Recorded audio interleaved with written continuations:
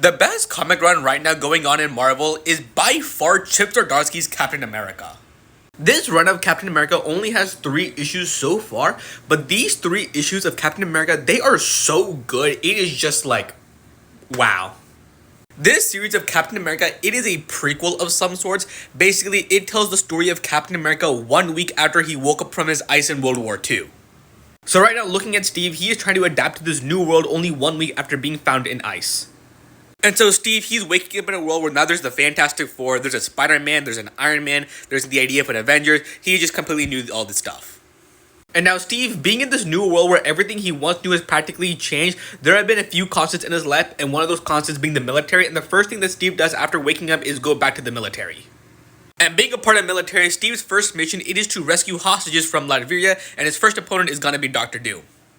And while this is just the premise of the first arc of Captain America, that is not what makes me like the series so much.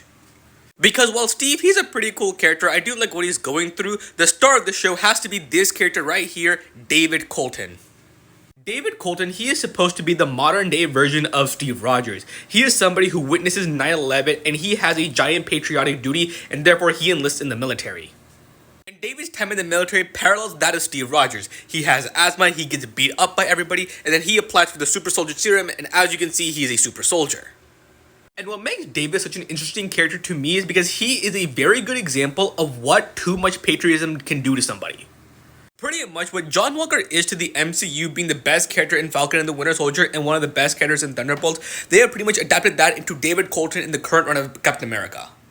If you are a fan of John Walker in the MCU, you have to read this current run of Captain America because David Colton, he is going to be your favorite character.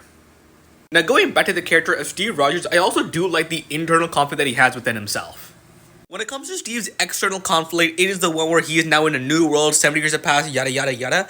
But the big internal conflict that Steve has, that he has no idea what to do with himself. When Steve was running around during World War II, it was pretty objective who was the good guys and who were the bad guys. Hitler and the Nazis, they were the bad guys. Meanwhile, the Americans trying to stop Hitler, they were the good guys. Steve Rogers, he was living in a time when the world was pretty much black and white, where he knew where he stood. But now in this new modern world, there is so much gray in it, he has no idea what to do with it. And in a world where there's so many shades of gray, there is so much darkness, and Steve, he has to decide whether or not to be the light in this entire world of darkness, and what to do with it, and what does that mean. Contrary to popular belief, Captain America, he is not a perfect person. He is somebody that also goes through various conflicts. And we are seeing some of these conflicts already in 3 issues. This run of Captain America, I just think it is so good, and Chip Zdarsky, he is cooking with a capital C. Y'all need to read Captain America by Chip Zdarsky.